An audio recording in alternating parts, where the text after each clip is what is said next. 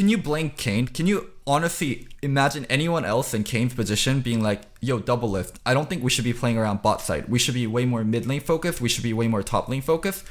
Double would be fucking furious, and Double would quote kind of the results he had, and the team would struggle when they play around mid lane, they play around top lane. He'd be like, yeah, this shit isn't fucking working. Like, we need to win LCS. And I can't argue with Double Lift on that. The best way for Team Liquid to win LCS was to play around Double Lift. So there's like 2 hurdles they have to cross. They have to win LCS and then do well at MSI.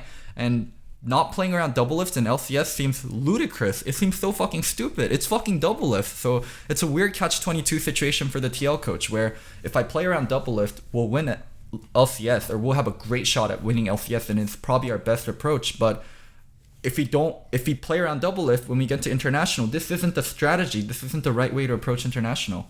Also, shout out to the TL analyst that said Double Lift and Core JJ would be the best bot lane, or the second best, top 2. Yeah, top best 2. Or the second best bot lane at MSI. Sure.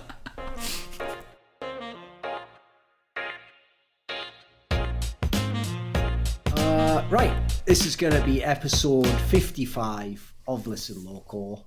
And if anyone knows, because obviously we've never done one of these during a live event, like we did the sort of predecessor to Listen Loco during Worlds, obviously, where it was like, I can't remember what that was called, just Thor and Loco versus Worlds or something, wasn't it? Something like simple like that. But even then, obviously, we were just starting out. We didn't do like an episode every fucking day, but we did quite a lot. So what we're trying to do is capture the actual experience of the event going on. So if we just wait till after all of MSI is over, no one would ever talk about the group stage. No one's going to talk about the first games. You know, you're only going to look at the end. So we're going to talk about the first, let me think, how many was it? First 4 days, I think it is? First 3 days. First 3 days. Mm-hmm. First 3 days, yes. And there's 5 days total. And for some teams, they've already started, obviously, to double up on opponents because you only have 5 opponents to play and everyone's played 6 games. So let's start out here, Loco.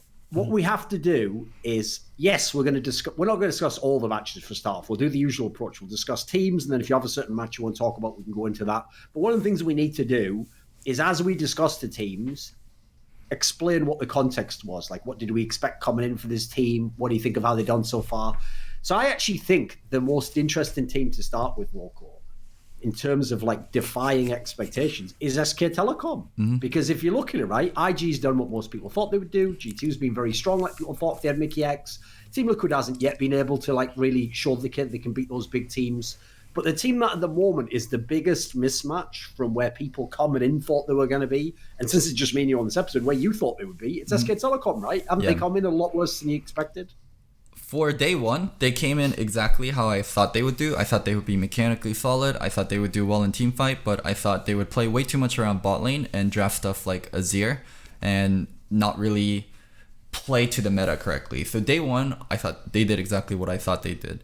Day 3 and day 2 were like abysmal from SKT. Playing Sonateric, playing Misfortune and Azir again. I really don't like their read on the meta, and they're adapting much worse than I thought they would. So yeah, SKT not looking hot, and SKT not really reading what's going on in MSI. They're not really feeling out the temperature very well.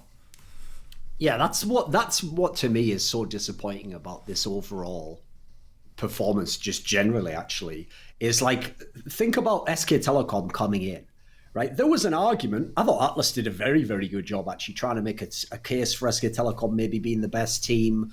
Now, to do so, you obviously had to make a lot of basically like meta contextual arguments. Like, you know, maybe they just have a different read on a different meta and they'll be able to be the ones who exert that meta on this tournament. Like he said, maybe they can make the bot lane super powerful and then just roam with the bot lane around the map and make all the fights they want to. So, you know what? Not an entirely unreasonable argument, you know, with the caliber of players they have.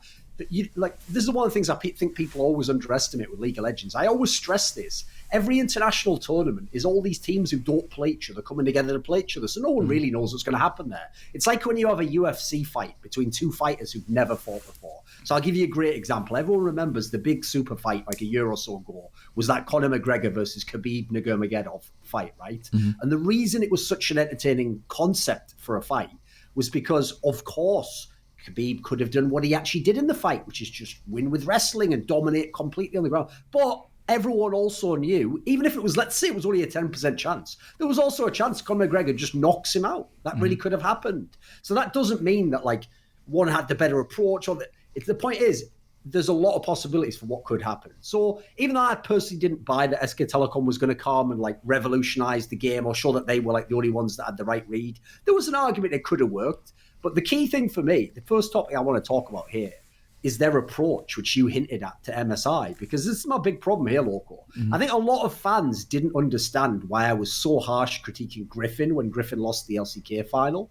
It's not that I'm mad that I predicted Griffin and they didn't win. It's that I feel like after I watched the LCK final, I feel like I got cheated out of a bet. Like I made a bet thinking a team was going to play to their strengths, and then in the final, they didn't play to any of their strengths. So I almost feel like they beat themselves and the other guy beat them. So it's a similar story here, Loco. If they're coming in this tournament, put it this way, the main people we can tell at the moment don't agree with Atlas's perspective is SK Telecom themselves, because they never did any of that shit. Like, I actually would have agreed with him, by the way. Yes, I would go for the strongest bot lane picks you can get in the game. I would try and do like stall picks elsewhere. I would try and get all my kills through the bot lane with jungle attention. Like he says, once you get them ahead, I would use that priority. I'd push them to other lane. There's so many things. I don't know if that'd work, Loco. Like, I actually suspect from the way this tournament's gone, it probably wouldn't. You see how much like early aggression has been rewarded here. It's been extreme. Hence why even PvB's getting all these amazing starts to the games. But let's say that had a chance to win. Well, I don't even know if it does, Loco, because they never tried it once. Like you said, they did one game that was Sonataric. You don't do that if you think you've got the fucking best bot lane in the tournament, mate. They did a game with Misfortune. That's not even played. Why is that getting picked? And again, why are you picking that against fucking G2? A team that has proven in this tournament they are willing to do anything in draft. They're not going to play with a standard comp. So I agree with you. Like, why would Faker on Azir take over the tournament? Why would these bot lanes help you win? Like, I don't even feel like they've shown me the best that they could have done. Here's an angle that I wanted to say about SKT and why I was a little bit more confident about them is Europe and North America are very isolated regions. If you're a European team, you can only scrim European team. If you're a North American team, you can only scrim North American team. If you're a Korean team, you have the choice of scrimming any other team in Asia, and most importantly, you have a choice of scrimming LPL teams. So when SKT arrived at this conclusion for finals, where they were a bot side oriented teamfight team, I thought they already scrimmed LPL teams, and from what I've heard and the rumors, they have scrimmed LPL teams, and this is the conclusion that they came to. We can be a bottom-oriented teamfight team. So under that pretense, I understood it as they played the LPL teams, and they were able to beat LPL teams or have decent scrim records versus LPL teams with this style. And then all of a sudden, they go to MSI, and they're not suddenly willing to do what they've been doing. It's so confusing. Like, if you're an isolated region like NA or EU and you come to MSI and you have to completely change your playstyle, or you are just a fish out of water because you never experienced this before, I can see, at least I can make somewhat of an excuse for you. Like, you never had to play against this in your own region. But if you're a Korean team, you get to play against this team on a regular basis if you want. And you still arrive at this style that doesn't work internationally. I'm fucking baffled and honestly really disappointed in SKT. Yeah, the thing that's so surprising actually is, like you say, is if Korea was really just stuck in their region, they never played anyone else, I'd sort of get it. I mean, they won their region, they were already one of the best anyway through in the split. But like you say, we know for a fact they have scrimmed the LPL teams. So that means whatever they saw in scrims, they first of all thought that what they're doing made the most sense. And secondly, they apparently don't think they can play the style of all the teams that are playing aggressively through the solo lanes, because otherwise, I'm going to assume if you've played that many scrims, you tried it a few times. When you've got Faker and Khan, you're not telling me you just sit there and you never ever try just playing through top lane and Khan or something. Of course you do. It's just obviously, give them credit, I assume it didn't work well enough. And the reason why that's so tilt-worthy is because for people who don't know, this is a piece of info, actually, I didn't stress this enough in the past. Since the LPL historically has been so associated with the AD carry position, because the old great teams of the LPL was World Elite and EDG, and these were teams who were based around superstar AD carry and winning team fights. People still think like China is the region of AD carries. Well, there was a stat that Clement brought up when the semi-finals were reached in the LPL, that the 4 teams that had made it to the semi-finals were actually the teams that had something like I think it was like the 13th to the 16th most impactful AD carry in the league or something really crazy like that. Now, in the case of Jackie Love, it's not because he's bad, it's because obviously he had the most dominant solo lanes that was stomping the game. But the point is that actually the LPL isn't that region based around AD carries anymore. Like, you do if you have Uzi I, yeah, but aside from that, everyone else actually at the moment in the LPL, amazingly, is playing with monster top laners. For people who don't know, top lane is probably the best role in the LPL, and that's probably the best role in the world is top lane LPL, because even on some of the lesser teams like Sunning, who ended up not being good, they have that guy Zhao, who's fucking an amazing top. Like, they have a real deep talent. So the point is, whoever SKT was scrimming, if they were scrimming anyone from the top 7 or 8, even that SDG team, Xeno Dragons Gaming, their top laner's not bad. If they were scrimming any top 6 or top 8, like playoff level team from LPL, they were facing these carry tops over and over again. And the other thing as well in LPL is because they know the game's about playing through solo laners, all their junglers gank the fuck out of the solo lane. So presumably SKT has experienced this, and for whatever reason, they've just come to the conclusion this is the best approach to it. But I mean, I know scrims are different from official games, and if something doesn't work, you don't immediately just throw it out, but this is so disturbing to me because it's like they got halfway between the two. Either, I would have liked them to either stick with what you did in Korea, basically what got you here, and try that. If it fails, fair enough, we just didn't have the right meta, we all have to level up. Or go the other way and just say, as they could have done, by the way, mate, look at the 5-man lineup we have. We have one of the best 5-man lineups in this whole fucking tournament, regardless of style. So if we're going to start over again, why don't we do some of the shit they're doing? Why don't we just put Faker and Khan on super strong laning picks and then just go for early dives all day long? It's literally working for every team in the tournament, Loco. Even PvB does this all day long. That game that PvB had against G2, that is the ultimate example there, mate. G2 are very strong players and very strong early players. They were susceptible to getting picked off all over the place. Like, SKT just misread this meta completely. Now, it isn't over. Obviously, as long as they can steal that 4th spot, get in the play, maybe they come back and win the whole tournament. It's not impossible. But it's looking real bad now. This looks real bad now. The problem is, they didn't even look good against Team Liquid, dude. I think 4th is the death sentence. If you have to play versus IG in semis, I think that's a death sentence. I think the placement they have to aim for is 3rd. And also, it's not even if they get 3rd, they can still get picked by IG. So the MSI format is the first place team or the first seeded team gets to pick their opponent between 3 and 4. So that's cool. If IG wants to fuck with SKT, they can even pick SKT if they get 3rd. So I doubt they will, though, unfortunately. I don't know, dude. It'll be cool. We'll be hype. I can't lie. It'd be sick as fuck. Rookie doesn't I wouldn't say hate Faker. Rookie respects the fuck out of Faker, but it is something I can see IG doing. I can't see any other team doing it when they get first, but IG as a team seem extremely cocky and flamboyant. Not what's flair. They seem very stylish and braggish, so I can see them picking SKT if they get first. But the thing is, when we see the IG or G2 versus SKT game, the Jace versus Pyke matchup, SKT was actually able to snowball it properly at the start. With Jace and Elise, they were able to get... Let's talk about this then, because this game actually, I think, is the true microcosm of this tournament for SK Telecom. Because if you look at the draft phase, right, and the first, let's say, 6 minutes of the game or something, you would think, G2's done it again. It's just like G2 IG all over again. They've done a silly draft where they've gone for something overly creative. Like, it's when someone says creative, what they really mean is like, oh, you came up with an angle I didn't even think of there. Well, G2's been going even further with that. Like, they've been going for some crazy ones. So obviously, doing Pyke top lane is a ridiculous move. But that's exactly it, Loco. This game showed that SK Telecom has no accurate read on the meta right now. Because you're right, everything they did early on was perfect if Pyke was going to be played like a normal laning top laner. If his job was to go in top lane, to play the laning phase out for 25 minutes and then join for team fights, you've won the game. You kept him down, you bullied him, you got Khan ahead, you got all those kills onto him. The problem is this, Loco. How did that Pyke pick end up getting used? It had nothing to do with top lane. The point of that Pyke pick was to teleport in any time they thought they had a team fight or a skirmish caught and just start fights and have mad skirmishes in the middle of the jungle. That's what they used it for. So it didn't even matter that it was down a few kills. By the end of the game, it looked like a joke, didn't it? Think about that. The fight, to me, that summarized this SKT read was the one where they're near the Baron and they think they've caught G2. They're like, we've got priority, we've got the skull crab, this is our catch. And then all that G2's like is, actually, we wanted this. Like, we want these fights. And then they just fucking teleport in and they have the fight and the win. Like, that happened like 3 or 4 times in this one game. So, first of all, massive props to G2. They're not just doing crazy picks. They know what they want to do with the pick as well. They know at what point in the game to use the pick. And crucially, if they get that opening, it's like I'll give you the analogy I always used to give is in, let me think. In CSGO, there's a very legendary team, the Polish team Virtus Pro, right?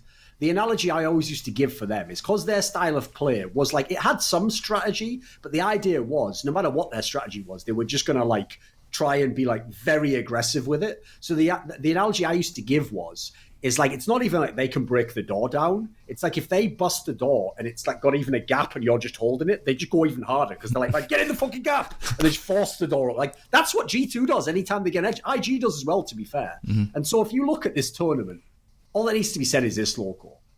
We're going to talk about the other teams later. Team Liquid's doing slightly better than expected, but still losing tons of games. SKT's lost way more games in a way more embarrassing fashion. Smashed by IG, even embarrassed by G2 in this comeback here. Then you look elsewhere in the tournament. Okay, yes, IG and G2, they have the players to do their style. But PvB is doing the fucking IG style, and they're looking better than SK Telecom and TL. That just shows why that whole discussion we had with Papa Smithy about like the spectrum. There is no spectrum at this tournament, mate. There's teams that are really good at making shit happen early and pick for lanes, and that's it. And there's teams that lose to them. Those are the only 2 categories as far as I know. I do think there is like a split between the 6 teams. I would put split push tempo based solo based teams as in G2, IG, and Fengbu Buffalo, and bot lane oriented teamfight teams as in SKT, TL, and Flash Wolves. I do think there is 2 different kind of teams at MSI, and the solo lane teams and the tempo based teams. Split though, is there?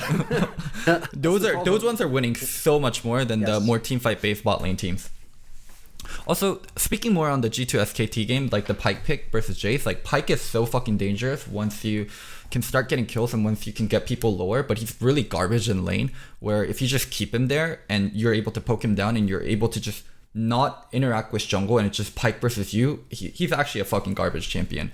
And they were able to keep Pyke down early, and they should have fucking kept playing towards topside and make sure Jace always has constant pressure on Pyke. Make sure Jace can take the turret. Exactly the discussion we had on that last show. Do you remember where I made that point that Cloud Templar made about what they consider the Korean base? That's exactly what I said. Here's the difference between the old days. In the old days, what SK Telecom did would have been genius, which is you ensure that Khan has won that 1v1 matchup. Remember, in the old days, the Wonders Pyke wouldn't be fucking teleporting all around the map, just only taking place in like 17 skirmishes till the end of the game.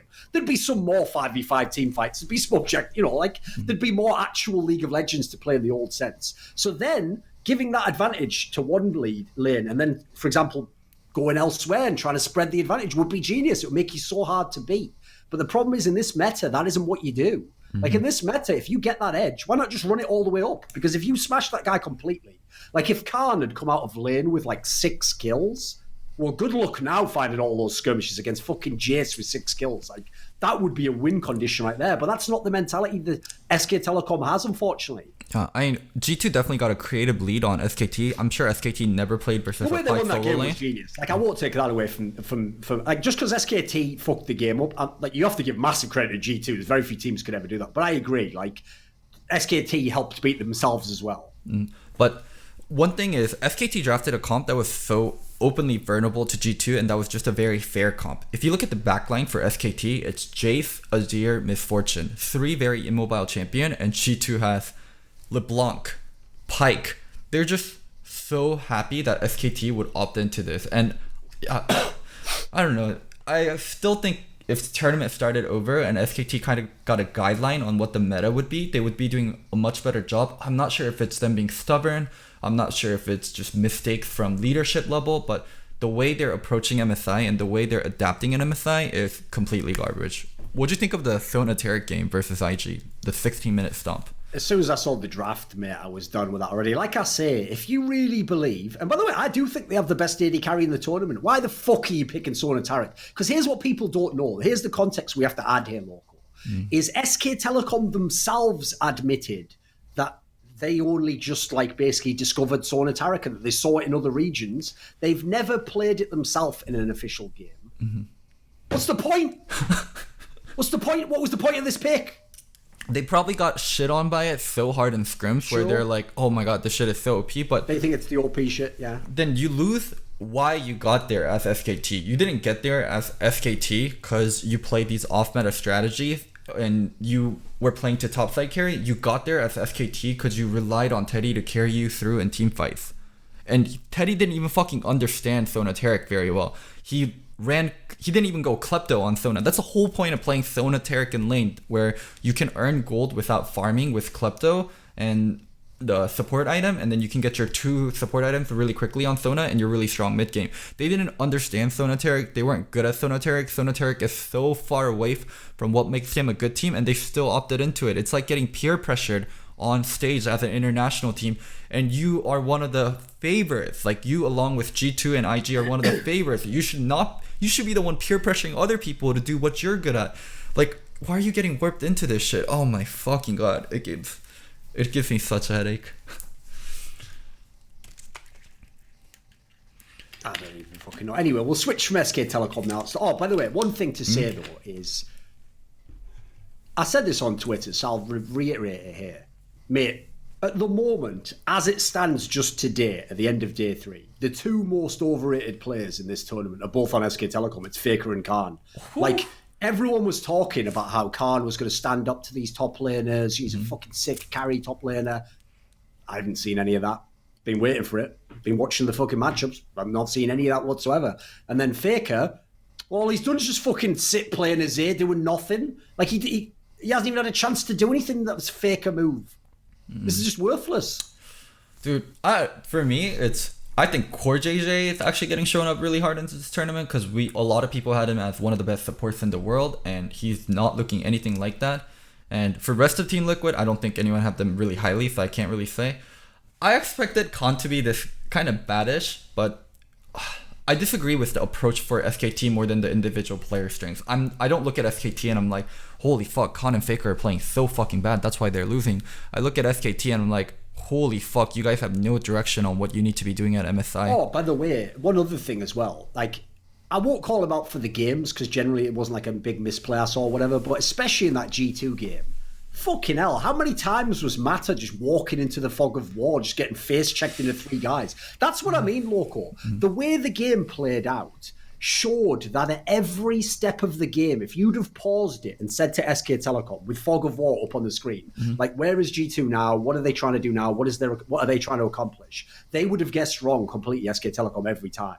Because they kept expecting, like, right, they've got their kills now, they're going to go back to their lanes, and then we can come into this jungle part and get, oh, what the fuck, why are 3 of them here and someone's teleporting in? It's like, that was the whole point of their comp. Look at the way they're playing. This is what they want to do. They're not doing this, like, just out of nowhere. That is the whole aim that G2 had in this game.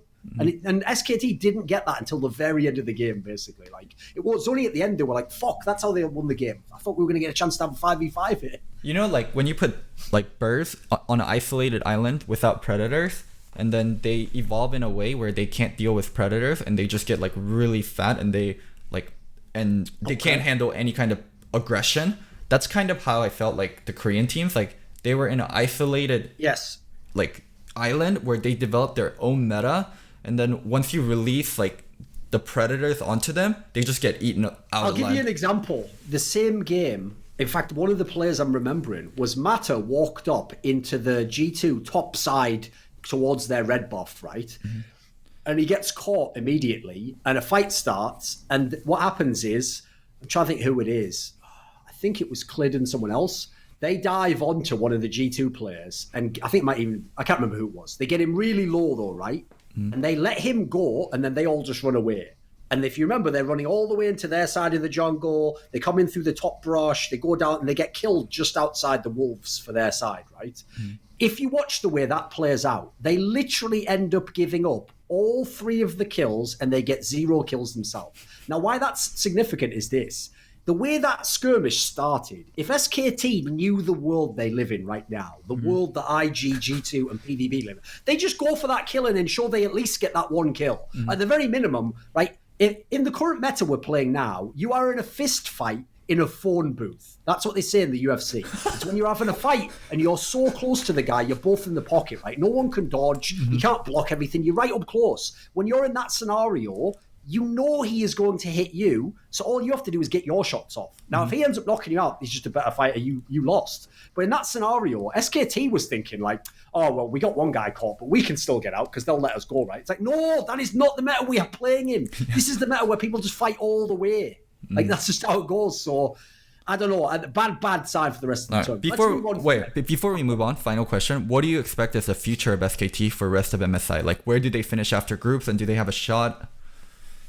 Well, the sad thing is, when you've got players of the caliber that they have, and there's still time, there's still let me see when the actual semi-finals would play. I'll just double check if the time's on here anywhere. When were the semi-finals start in 4 days and 13 hours or whatever. So still a few days to, practice, go through this, obviously see the results of these games, right? They should still make top 4, probably 4th. So they should make the playoffs. The big problem is, as we alluded to before, if they play IG just has strengths everywhere across the whole map. Like, they could maybe win one game. That's actually optimistic right now. I still think against G2, they could win a best of 5, dude. Like, a lot of the stuff G2's shown so far have been really weird drafts, and we haven't seen them play a normal game. Like, if they can do that 3 out of 5 in a best of 5, props. I can't talk shit on that. I just don't think it will. I think some of the games will be normal games. So I think SKT has a decent shot against G2. I would still favour G2 at the moment. The problem is, beyond that, who gives a fuck, right? If you're not going to make the final, that's not enough if you're SKT. At the moment, winning it might be unrealistic, but at least making the final should be that's like redemption, in my opinion. If they make top 2, that's at least some redemption.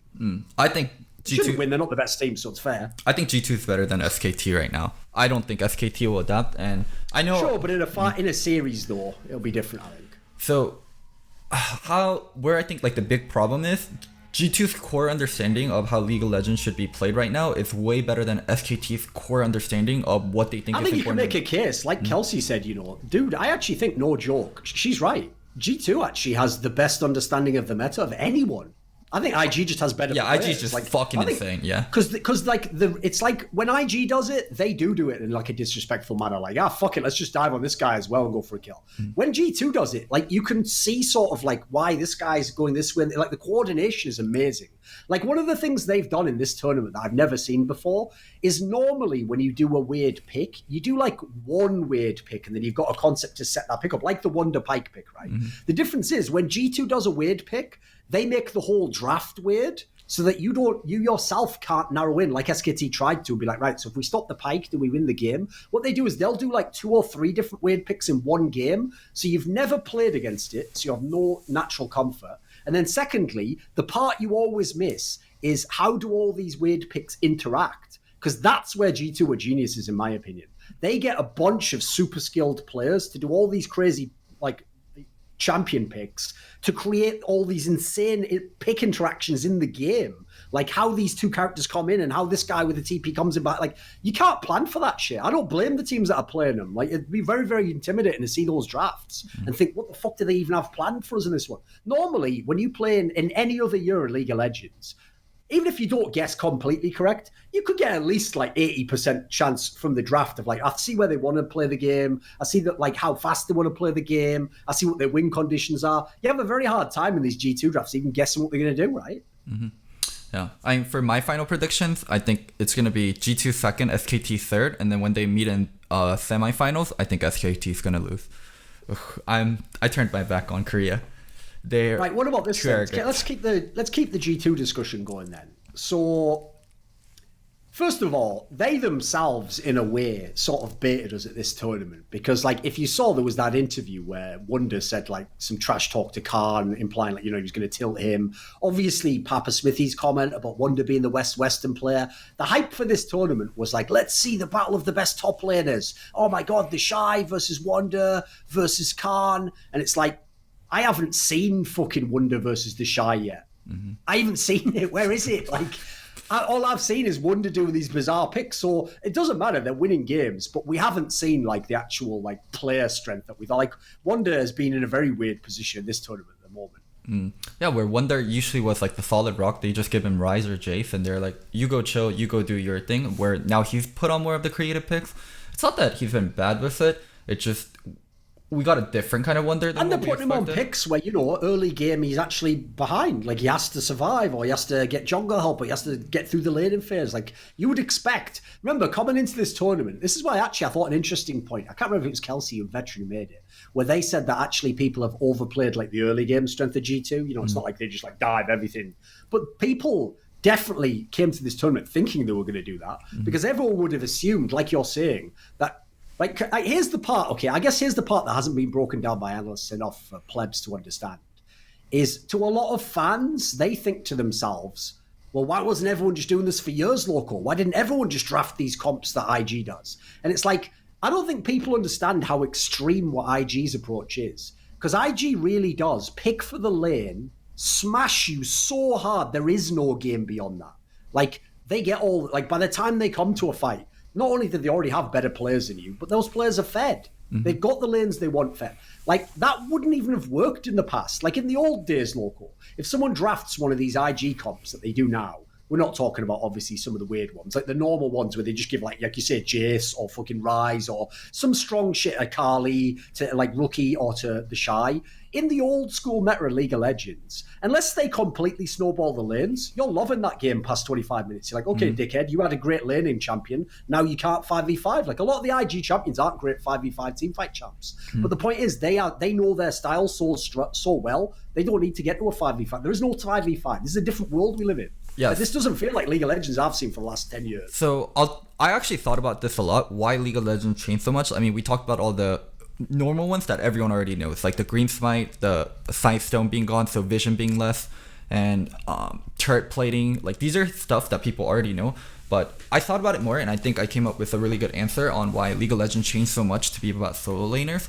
So solo laners nowadays are not cooldown based, and they can completely take over a fight and, like, basically function as pseudo AD carries. So the concept was, like, bruisers and mages, once they blow their cooldown, they should be weak, and there should be a timing where AD carries can take over. And then you look at champions like Sylas, all his spells have less than 10-second cooldown. Some have less than 5-second cooldown once he has CDR. And his ultimate at level 16 is on, like, a 10-second cooldown, so he can shuffle through 5 different ults. You look at champions like Irelia, her E has very low cooldown, and her Q resets whenever she kills stuff, and it's under 5-second cooldown once you get CDR. And you look at champions like Akali, other than her ult, all spells have very low CDR. You look at Rise, like, these solo laners that are so popular right now are such fucking monsters. Once they get ahead, they're not cooldown based. They go through their rotation, and they have their rotation back up again to kill stuff again. Where as an AD carry before, if I dealt with your spells by using my flash properly or peeling properly, I could kill you after. Your rotations would be down. But now, if I dodge a Irelia ult, I'm like, holy fuck, this bitch is gonna flash on me, land her stun, and then QQ, or she's gonna Q off a minion. Like, when I'm playing versus Riot, okay, I W'd his I QSS his rune prison, and I'm running away. Wait, what the fuck? He's still fucking slinging spells at me. His ultimate doesn't matter. Like, a lot of these champions are not ultimate dependent, and the ones that are ultimate dependent, like Sylas, like, the ult cooldown's so fucking low. Like, the bruisers have broken so much rules. And then you add in Spear of Sojin, or it used to be called, I forgot what the fuck. There was an item before Spear of Sojin. Holy shit, they remade it. It was called. What did it do? It gave you Essence Reaver, where if you use your ult, you would get CDR back on all your spells. So champions like fucking Renekton and champions like Jax, they use their ult, and then they go in, and then they just fucking double rotation you as an AD carry. So solo laners started breaking rules that were in the game for such a long time, and now these solo lane champions are no, they're not. The whole thing with AD carries have auto attacks that are infinite. Now solo laners have spell rotations that might as well be infinite. None of them are gated by cooldowns anymore. Well, so, especially as you say, if you're super fed, so you also do mad damage when you get to that point. Yeah, that's the key point. Is this Loco? Is if your team has strengths in enough of these areas we're discussing, there aren't team fights. That's the point. Or when the team fight happens, you're so far ahead and you have the objectives because you have the strength in the game that the team fight just ends. Like, that's the real problem. In the old days, you could force a carry pick in top lane in the tank meta, but the problem is that carry now had a timer on it where it had to get so far ahead. Otherwise, when a real 5v5 happens, the other team benefits from having the tank. So, yeah, I think you're right to some degree, because we have just like bounced to a world now where, like I say, a team like SK Telecom arrives with really good players and in theory all these potential answers, and they're not going to have a chance to change it all. I don't like if they actually can switch up and find a successful start. I think they're geniuses, because I think it's too late. Like, you can't arrive here with months and months of practicing a different style and think you're going to do a 180. It's over. By the way, clip this section. This is probably the best section of this episode if we do one of those little highlight clips, because people are actually probably interested to hear meta discussion we never normally do. Also, another thing is Baron became so much fucking stronger than it used to be before. So, because as a team fight team and as an AD carry based team, my ultimate win condition is I'm gonna set up Baron and I'm gonna force you solo laners to come to Baron. Because if you guys don't come, I'm gonna take Baron and end the game on you. And then now we don't have as much vision, and now that Baron is much stronger, it's hard for the team fighting teams to be able to challenge the solo laner teams and be like, you need to come to Baron, I'm setting up Baron properly. Like, the solo laner teams are laughing at the team fight teams. You wanna start Baron? Go the fuck ahead, buddy. Like, Baron is so much stronger, it does so much damage to you. If think of all the reversal situation that the solo laner teams have had on teamfight teams, like the big G2 versus Flash Wolves turnaround, it's at Baron where the solo laner teams are so happy when the teamfight teams start Baron. They're like, come the fuck at me. Like, go to Baron, we're gonna fucking wipe you if you start Baron like this. They aren't even scared at all. Game has changed so much, and teams that don't understand that the game has changed, I think like SKT, Flash Wolves, Team Liquid, are not getting with the times. Like, by not utilizing these solo laners, playing toward these solo laners, and still playing around bot lane, like, they have not understood what the game has turned into. And also, yeah, tanks aren't being played, so it's hard to do Baron now. So all the team fighting teams aren't even playing tanks, so it's impossible to do Baron. Sure. Thing is about the G2 squad though, is like they're probably the most exciting Western team I've ever seen. Obviously, even just in terms of playing style, it's amazing to watch. Like, the entertainment value is very, very, very high on these games. Even like I say, probably the most impressive thing is, even though some of the things they do look crazy, once you realize, like, funnily enough, with the opponent usually in the game, like, oh fuck, that's why they did that pick. That's when you realize there's like a logic behind it. Like, I don't think what they're doing really is like unduly crazy. I think there is like a decent rationale behind it. But my problem is, like, I think they in themselves are going to end up being victims of the meta that's actually fucking helping them, which is their style against IG's style just doesn't work. Like, unfortunately, their style gets you knocked out faster. Because the problem is, what they want to happen is exactly what IG wants to happen. So as a result, when they go into these fights, IG just wins them because they have better players. Like, I don't know how you overcome that. G2 could still play them. Like, let's say they make the finals. They could play an amazing final. They could win a game or two. But, like, IG should win that final if they play 5 games. Like, they are just the better team overall. Also, I mean, when we're talking about G2, we have to talk about their bot lane, and especially Perkz. How do you feel about his performance? It's so much better than what I expected, especially with Mickey X having so little practice. I think Perkz said they had like 2 to 3 days of scrims together, and they're like beating SKT Team Liquid bot lanes. Like, that's one thing I thought SKT and Team Liquid would have over G2, but G2 blasted that out of water. Yes. Perkz and Mickey X have been incredible for them. That's also what killed the hype because like I said, if you make it that there's a spectrum, and it's a spectrum that you can win on any end of it, you know, you can be a super defensive late game team, or you can be a super aggro early game. If there was a real spectrum, this tournament would be fucking amazing. Because like you said, there'd be this divide of half the teams. It'd be more like, well, who's doing the best in that style versus who's the best in the other style. No, what this one is, like you say, it's just depressing teams who think you can play late game, never getting to late game, getting their heads beaten in for 20 minutes and then just losing the game. Like, the saddest thing is, Team Liquid and SKT never even got those bot lane leads that they were talking about. Like, that was like win condition 1. And even then, that wasn't a full condition. That was like sub-clause 1 of the win condition was like, we've got to at least be ahead in the bot lane, right? Like you say, they're not even getting that. I will say, credit to Team Liquid. they actually were one of the teams that hung in there with IG the best. They did pretty well in that first game. They still lost, obviously, and they were never going to win it. But you know what? That was a game that was going all right. Doublelift started getting some kills on Kaisa. He was in position to potentially do something. Couldn't do anything beyond that. Let's not be silly, but that was about the best you could hope for, mate. So I don't know how they're going to win again in this game. They can't, basically. They can't win. Both TL and Flash Wolves have shown like kind of a decent showing versus IG. But due to their core playstyle and what their core win condition is, which is team fighting and setting up for team fight and getting to Baron phase and forcing that Baron team fight and being fair, getting that fair fight versus IG, they never get to that. Like the way they view the game and way they think the game should play out, and to getting to that point never ever happens. So I think it doesn't matter that TL and Flash Wolves get lead on IG. It doesn't. I just was actually surprised. Like, put it this way, you would have thought they would be the team getting stopped in 16 minutes and you heard that. You think, oh, it's got to be Team Liquid or something. No, Team Liquid actually was doing all right. The problem is, like I said, they never had any win conditions. Like, for example, after watching this tournament now, right, I was hoping what Xmithy would do this whole tournament is just like, when his team was behind and they were getting pressured, he'd just make all these like clutch reads and he'd like counter gank. Xmithy also coming into this tournament is a relic of the past. Oof. Like he works great in LCS, but in this tournament, he doesn't understand. Like a jungler isn't farming in this game. Like that's not the meta right now, mate. Like your job, if you're the jungler, is you and your lanes are creating picks all over the map. Like probably the craziest thing about G2 is they'll take their top lane off the map like for like 6 minutes. They'll just fucking roam around the map doing shit. Team Liquid's not even playing that game. They're like, it's like they're playing League of Legends, then the other person's playing like fucking Mario Kart. Like what?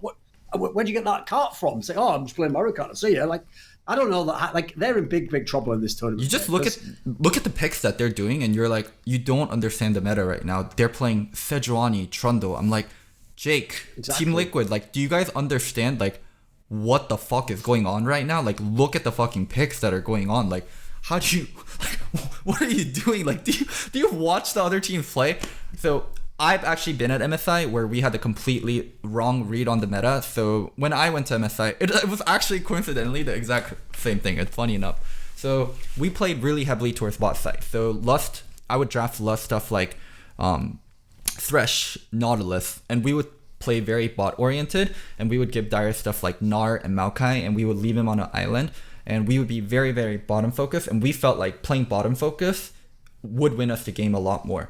And then Huni would fucking pick Cassiopeia, and they would dive top over and over and over again, and bot lane had enough defensive tools where they could make sure like we couldn't open up the bottom, like we couldn't bust open their bot lane, and they could bust open the top lane.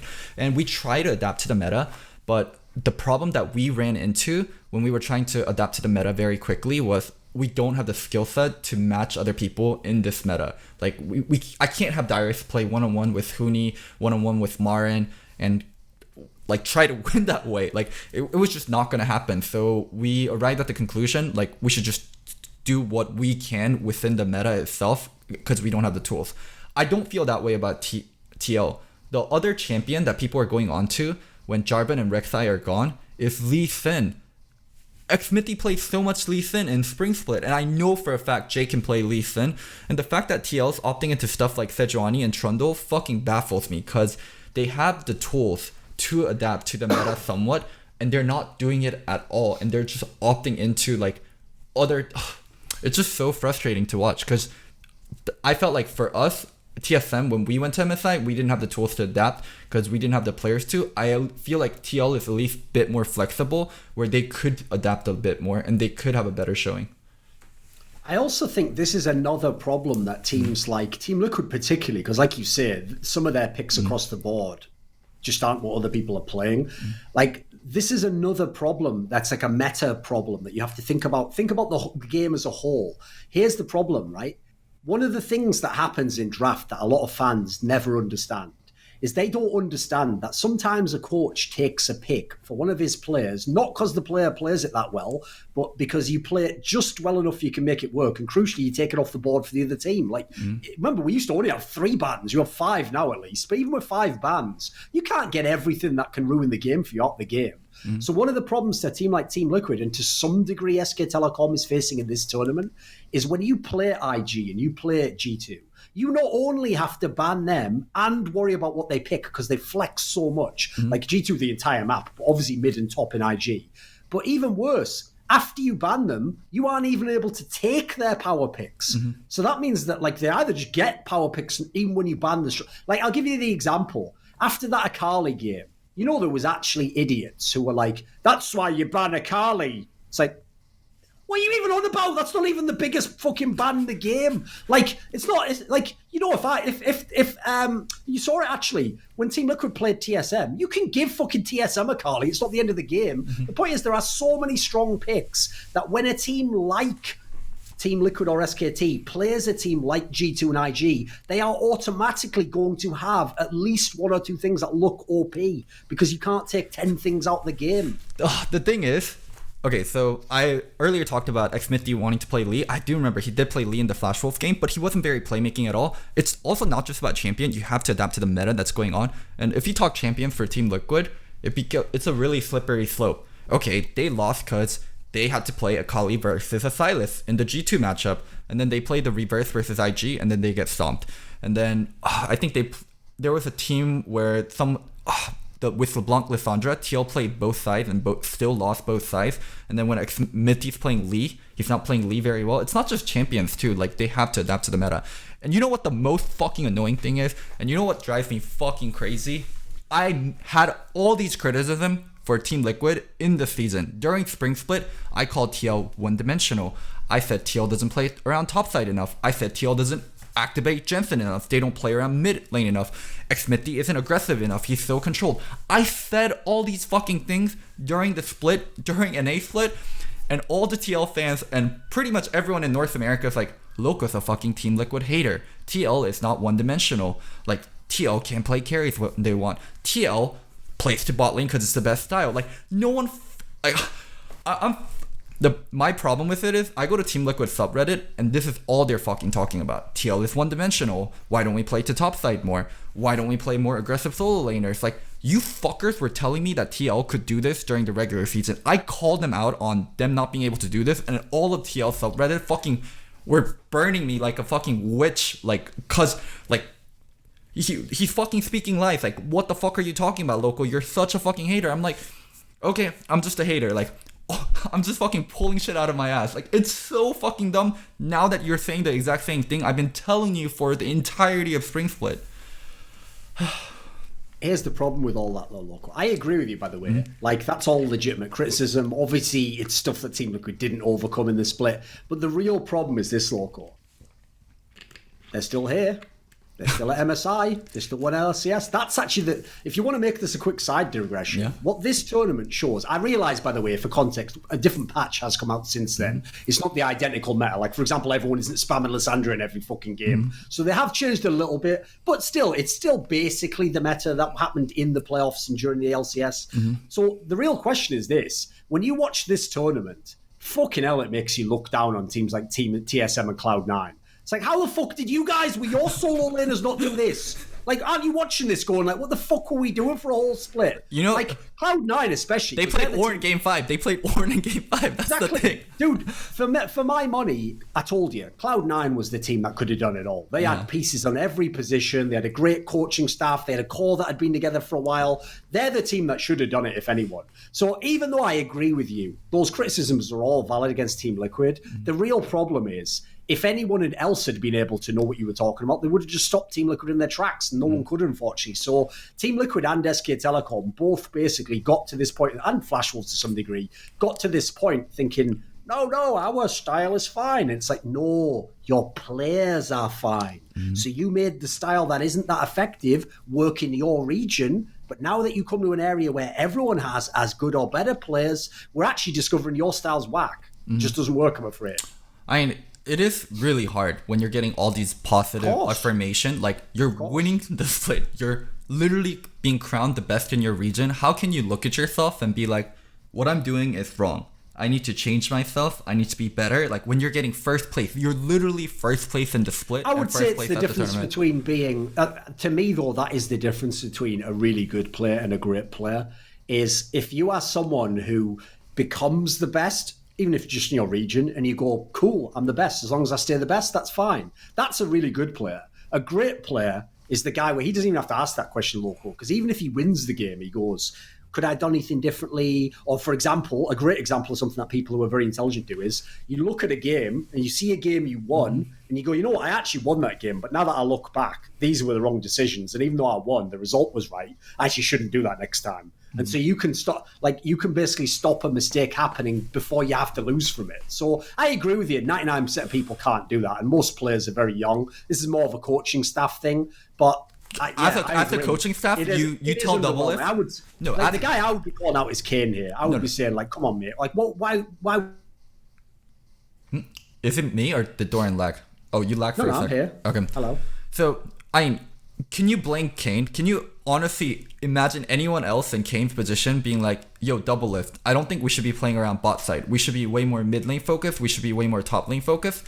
Double would be fucking furious, and Double would quote kind of the results he had, and the team would struggle when they play around mid lane, they play around top lane. He'd be like, yeah, this shit isn't fucking working. Like, we need to win LCS. And I can't argue with Double Lift on that. The best way for Team Liquid to win LCS was to play around Double Lift. So there's like 2 hurdles they have to cross. They have to win LCS and then do well at MSI. And not playing around Double Lift in LCS seems ludicrous. It seems so fucking stupid. It's fucking Double Lift. So it's a weird catch-22 situation for the TL coach, where if I play around Double Lift, we'll win at LCS, or we'll have a great shot at winning LCS, and it's probably our best approach. But if we play around Double Lift when we get to international, this isn't the strategy. This isn't the right way to approach international. Also, shout out to the TL analyst that said Double Lift and Core JJ would be the best bot lane, or the second best, top 2. Yeah, top best 2. Or the second best bot lane at MSI. Sure. Oh yeah, god, agreed. That tweet is so fucking good. What a good look, was it? It's in the tier of Fnatic will crash and burn. It's on that tier. Of course. But yeah, I mean, ask yourself that question, Dorian.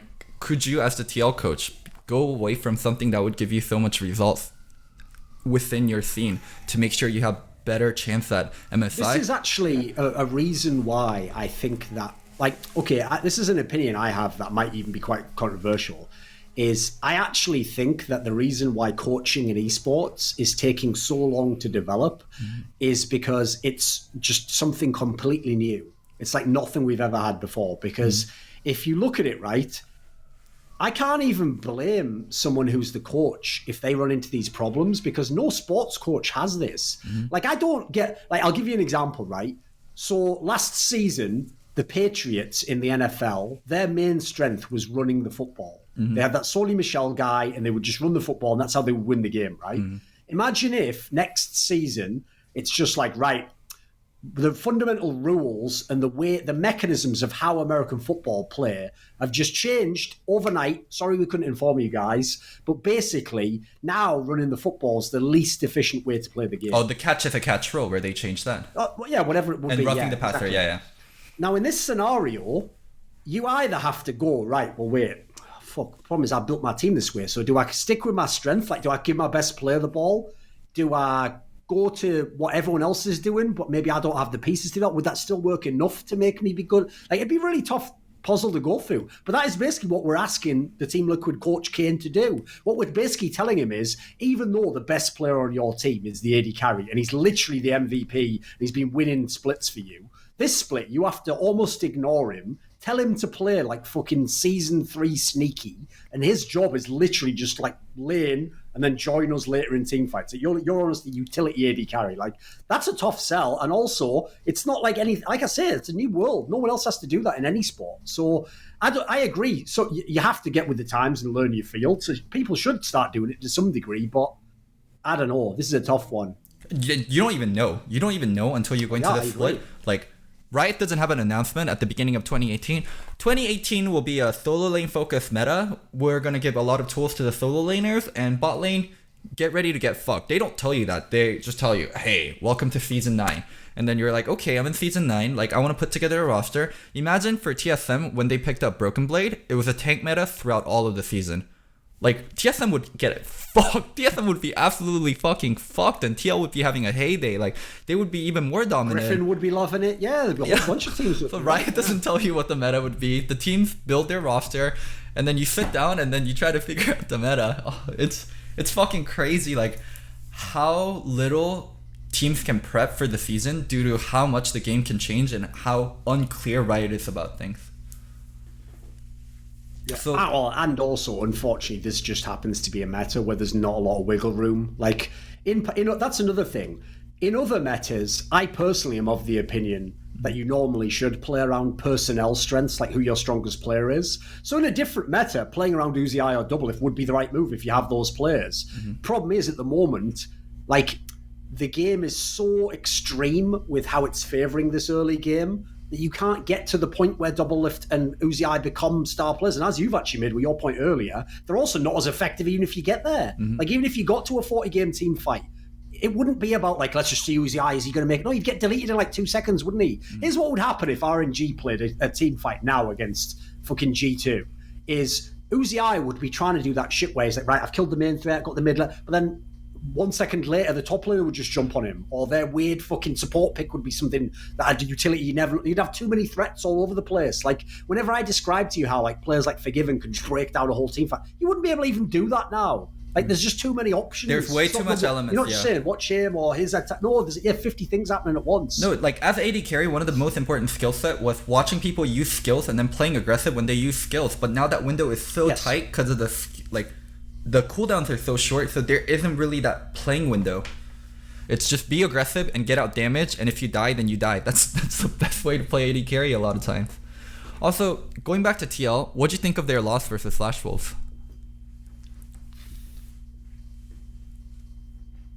You know what? Flash Wolves, it's easy to shit on them because they lost all those players, but they're still not terrible. Like, I actually sort of, in a weird way, I would have been, you know what, even though I know the problem with the whole major regions thing in League is actually affects what the seeds are and how people get the pools, etc. That's the problem. But actually, you know what, in terms of, like, the concept of a major region, I wouldn't have any problem with LMS staying with a major region if NA gets to stay as a major region. Because whoever LMS sends, they're always decent. They are always at least decent, aren't they? Like, it's very rare they've ever had an international competition in League where the LMS team, like, the best teams have been bad.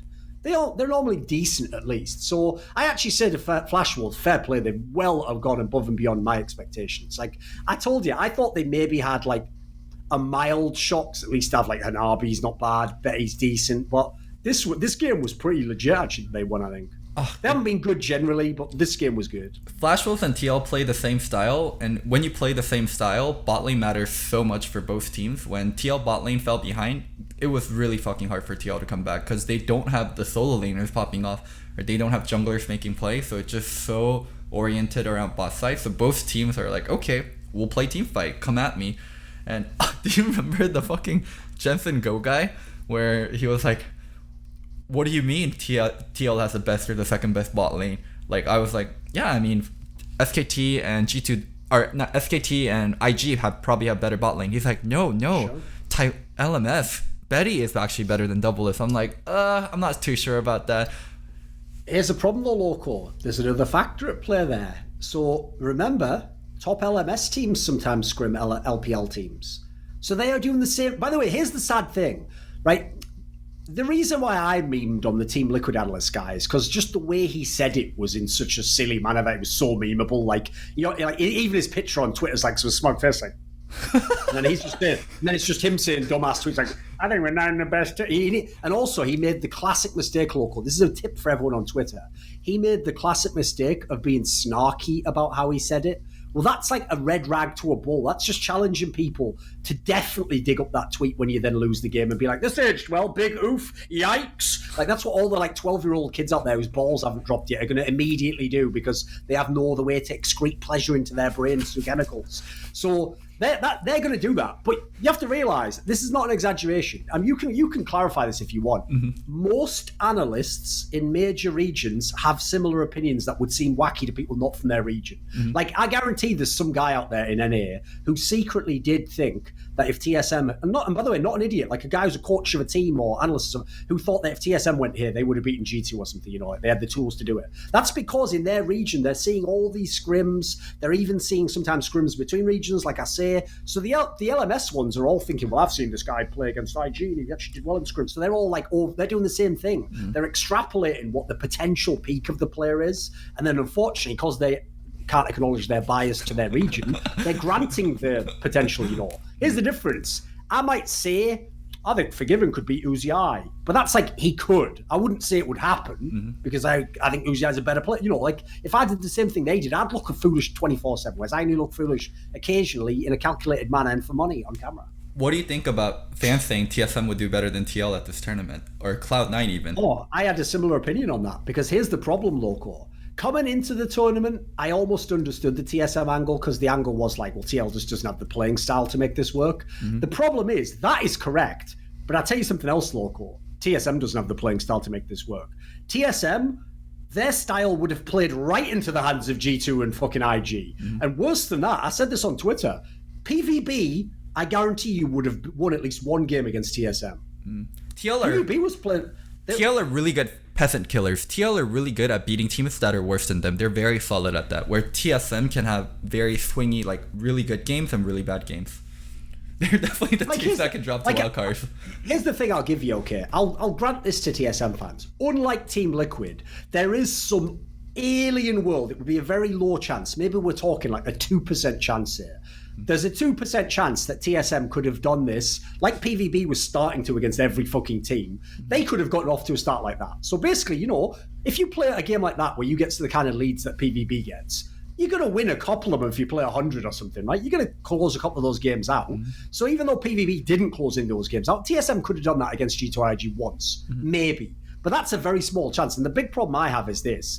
If you saw what happened to PvB, that would have been TSM's fit. They would have trying to get it going early, start getting kills, get picked, and then the other teams would have been like, cheers, I love to play this game. Can I now beat you in it? And you'd be like, yeah, sorry. Oh, my mistake. I thought I was good here. And then they just kick the shit out of you completely. I know. What do you think? I think it is so fucking arrogant for TSM fans and C9 fans to say we should be there instead of TL. I think it is so fucking arrogant, first of all. It's fucking ludicrous. C9 at least would have been fun because they at least had like a different enough style. Like they maybe could have done something. Let's face it, after seeing what we've seen so far, none of these teams are going to beat G2 and IG. That's not realistic. But C9 at least would have been a better send, I think, if we didn't know what the meta was. Well, my point is, if you couldn't beat TL playing this teamfight-oriented, bot-oriented style, you probably can't beat SKT or maybe even Flash Wolves. Logically, yeah. They would probably lose to SKT as well, you're right. So it's so fucking ludicrous for TSM and C9 fans to say, well, we would do better than TL at this tournament because we suit the meta better. Like, even though you suit the meta better, like, you couldn't beat TL. Oh, you know what I've just realised as well? Wait there a second. You know how fans get really mad, Loco, if you ever discount, for example, SK Telecom, because they're like, look at SK Telecom's history, look at their heritage, look at what they've done in the past. Can we all just take one moment, everyone in here, silence please. I'd like to make a toast.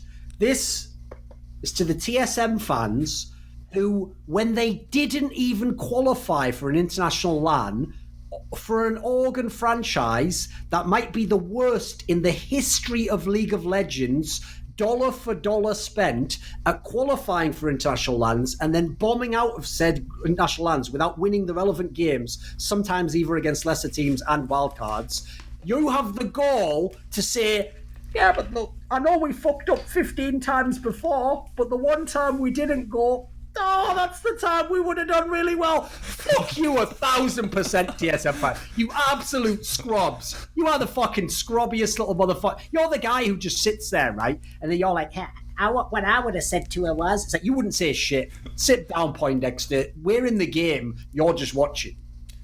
Cheers to that. But also, that year, 2014, was the most successful TSM had ever had internationally. I was head coach that year. Just saying. Okay. Okay, we covered... Well, back in the day, Reginald used to say that famous line in interviews, didn't he? He used to say, it's not about winning LCS anymore. We're trying to win Worlds. No, go back. Just try and win LCS again. Like, you need to focus very much on that project first. Like, that whole winning Worlds thing, that's way away from now. You need to build a mud hut out of human shit before you attempt the fucking Pearl Needle or whatever in Shanghai. Like, you are way out of bounds on this one. By the way, just because we're not going to talk about them much, as an aside, what do you think about the Fengvu Buffalo team? Because, dude, I love them. I think they're fucking ballers. They have a better meta read than TL does, and Flash Wolves or even SKT. Fengbu, IG, G2, they're all kind of cut from the same cloth, and those three teams have a better meta read than any of the other teams at the tournament. They have a better meta read. What can you say? I'm not like very hyped for them. I still think they're incredibly messy. No, here's the thing. Listen, mate, I'm not saying they're gonna like. I'll explain a difference to people that people might not appreciate here. I sometimes like watching teams, even if they're not the best team. I just like styles. Like I like a good team that has a cool style. So what I like about this team is, on paper, they should win 0 games here, Loco. Maybe at best they should be able to maybe upset Flash Wolves. That's it. But you look at this. If you told them going into this tournament, so I'll give you a great example. You know the infamous Miracle on Ice, where the United States team in 1984 or something beat the Soviet Union in ice hockey. Mm-hmm. And the whole reason it's the biggest upset ever is because at the time in the Olympics, etc., if you were a Westerner, you weren't allowed to use professional players. So all the NHL players weren't playing in this game. It was all like college kids. Mm-hmm. Whereas the Soviet team, well, they didn't have an NHL. So that they weren't professionals, but they were like some of the best hockey players ever. So the point is, it was such a mismatch. Well, I don't know if you know this, but one of the coolest aspects of that story is it's one of the best examples of a coach giving the legendary halftime speech, go out there and do this. But here's the thing, Loco, he didn't tell his team, you're better than these guys, you'll beat them, we can just play our own stuff. He didn't say any of the stupid shit that coaches say on every fucking LCS behind the scenes video where they're all just trying to pretend to be Al Pacino, look behind you. There might be a guy that, what was the line? Fucking say hello to the... Oh, that's the wrong movie. They don't all just do all the cliches. What he actually said in the speech, Loco, was this. He said something like, 9 times out of 10 that they play us, they would beat us. All that matters is that this time we win. Because that mentality is actually genius. What you're telling your team is we're not actually favoured to win.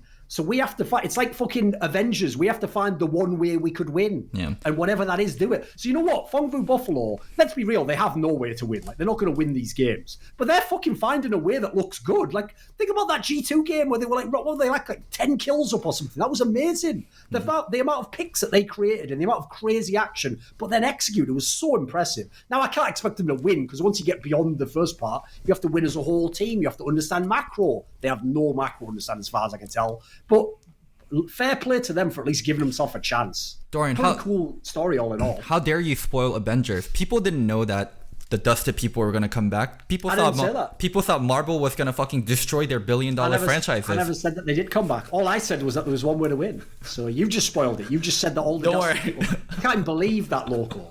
And now you're probably going to tell them all about all the main characters dying in Game of Thrones Episode 3. Oh, just kidding. Almost none of the main characters dying, despite every single one of them on camera basically having a camera death, where they just cut the camera away and then they're just alive 10 minutes later. We're like, look, he's overrun by people. He must be dead by now. My bad. Forgot this is Game of Thrones. Fuck me, I guess, for expecting a good show. Also, anyway.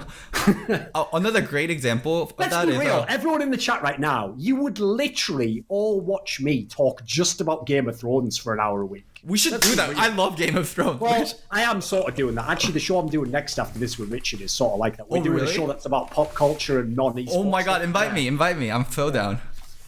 Yeah, we'll see. Oh, we'll see if we guests. I don't know if we have guests on it yet. Okay. We've never done it yet. We haven't even done the first episode. But yeah, the premise is not a bad one. Because in the future, by the way, that might be a plan to bring non-esports people, do these discussions. Because if you're interested, you're interested. Anyway, let's get back to MSI. Well, the Fengbu Buffalo thing, one thing I did want to mention is, when they teach girls self-defense class, they're not like, okay, square up against a guy, make sure you fight him fair and square. They're like, poke his eyes out, fucking knee him in the balls. Knee him in the ball. Miss in his eyes. Yeah. They teach you the way you can win. I like this analogy. Keep going. Yeah. That's exactly what the lesser teams should be doing. They shouldn't be fucking squaring up against IG. Fucking poke them in the eyes. Fucking punch them in the balls. Fucking hit them in the guts with your elbow. You have to be creative. You have to be very brawly, and you can't play a fair game against them. That's why I think Fengbu Buffalo put up the best showing versus IG, even though they are the worst team there, because they actually play the style where they're right up in IG. They're not trying to slow the game down. If they get a lead, they keep going again and again and again, and they almost got to the Nexus with IG. And if they cancel the recall, if Kai'Sa canceled Rek'Sai's recall, they actually would have won the game too. And then the fact that they actually did beat G2 is just fucking wow. That is actually very impressive. That is legit as fuck, mate. It is legit as fuck. And I will say Also, this. how crazy is this as well, dude? Like, now this happened twice, because obviously Gigabyte Marines was from the same region, and they themselves at MSI and Worlds did the same shit. Like, just get it cracking. Like, if you can't play the standard meta, don't. Don't do it. If TL or Flash Wolves or SKT got a lead versus IG or G2, I still don't think they can win, because they would be more favored to win if they had a lead, but even with the lead, just how they fundamentally want to win the game is so wrong. I agree, because here's the main problem. Is like, just look at what PvB themselves did. Like, they never could basically get all the objectives they needed off half of these fights, or they didn't understand when they had priorities. So as a result, I kind of agree. Like, I actually think this tournament, by the way, could be the best thing that could happen to Team Liquid and SK Telecom. Because imagine if they hadn't come to this tournament and, like, let's say, for example, Loco, this would be the nightmare world. Imagine that this split had been won by TSM or Cloud9 and Griffin. Mm-hmm. And SK Telecom and Team Liquid sit at home and they just think, oh, I'll get them next time. And then they have to wait to Worlds to find all this shit out, like, assuming the patch is even vaguely similar. Because right now, they're getting a fucking blessing by getting wrecked at this tournament, because what they're learning is there isn't the same game even. It's not even just the meta. Like, what you do once you get a kill is so different than before. Mm-hmm. Like, you don't just go back to your lanes and just sit in the lane with a slight advantage or go... Like, half that shit about resets, it's not just that you go and get the items, it's what you can then do with that at that point in time. They keep thinking they can revert to the old style again once they get the lead. Dude, let's talk some... Now, enough about MSI. There's been some drama going on. There's been a lot of minor drama going on, but a big drama on Reddit. So let's talk about all those. So sure. It did get reverted, but what do you think about Reddit mods being like, okay, no more player interviews? Right, there's a whole lot we can go into, like a lot of different topics here. So first of all, let's just look on the surface. So what they disallowed was like a post-game interview. So like, for example, here would be a great example. After the game where G2 won against SK Telecom, I don't know who they interviewed then, but let's imagine it was Wonder. You know, there'd be a quote, everyone's been it, you go to Reddit, the quote says like, Wonder, you know, we knew the Pike pick was a misdirection all along. And you think, ooh, that's interesting. Oh, I might click on that, see what he says about the Pike pick. You click it, you go to the interview, that's what we all do. That's what Reddit's for, right? This is the problem. First of all, the mods already hinted at stuff like this years in the past. Because, for example, I had this experience myself. I came on the subreddit 2 days ago. Almost every single thumbnail was that exclamation point spoiler one. And I thought to myself, how absurd is this? That I am here as a fan of League of Legends to talk about the biggest League of Legends tournament that's going on right now in the world. And where's the place that would be most appropriate to talk about it?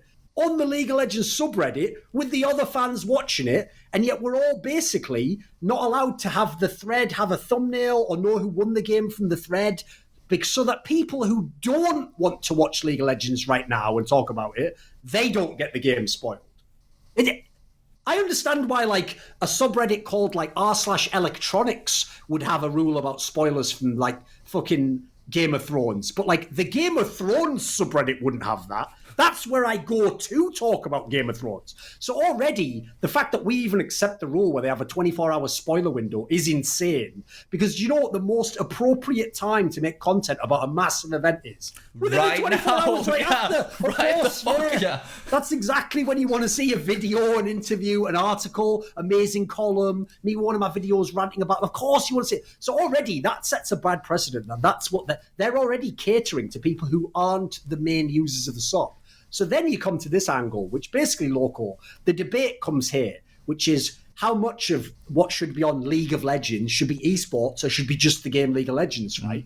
I think that's a very disingenuous discussion. Because personally, I don't think League of Legends sub would be huge right now if it didn't have... Exactly! Fucking League of Legends esports built the League of Legends subreddit. League and of then we fucking built you! Was watching. Yeah, of course. Not only did it build up the actual, like, sub, but crucially, it's what keeps you interested. Like, I've always said, you know, my take on how Riot balances champions is I actually do think they literally think, like, this champion's been in the game for too long, nerf him. Think of someone that hasn't been in the game, bring that back. And I think they do it so they can sell the skin, they can sell the champion. It's a business model. So what you want is you want the pro scene to, first of all, remind people the game exists. Great advert in that sense. Inspire people to want to play it. Who the fuck does it?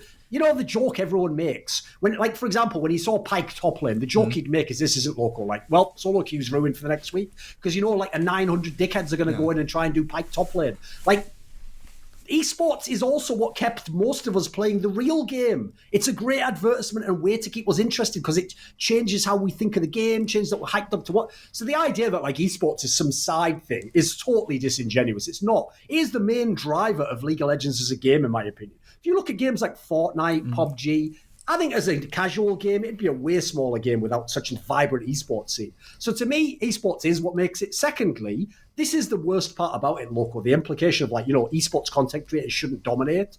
Who the fuck else would be creating 1000 AP Teemo game, 1000 AP Teemo game, Night Blue and Bunny Fufu viewers. What about us? Like if those viewers were popular and that's what people wanted to see, those videos would get posted on the subreddit and they would be the #1 videos. Like, of course.